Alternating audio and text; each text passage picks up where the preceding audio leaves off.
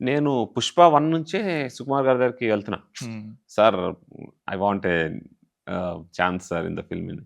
సుకుమార్ గారు "రేయ్ ఫెయిర్‌గుంటావురా నువ్వు. చూద్దాం నెక్స్ట్ సినిమా చూద్దాం. అన్ నీకు నీకు తగ్గ క్యారెక్టర్స్ లేవు."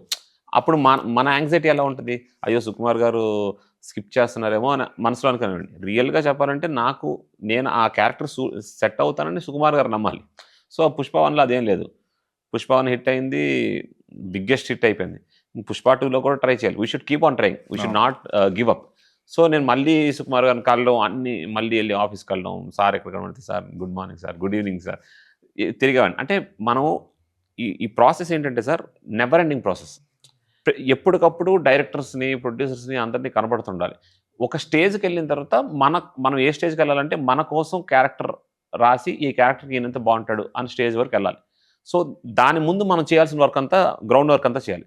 సో, సుకుమార్ గారిని ఎళ్లి కలిసేవాడిని. 'పుష్ప 2'లో లక్కీగా ఒక మెయిన్ 2 క్యారెక్టర్స్ ఉన్నాయి క్రాంతి. సుకుమార్ గారు చెప్పింది ఒకటే. 2 మెయిన్ క్యారెక్టర్స్ క్రాంతి.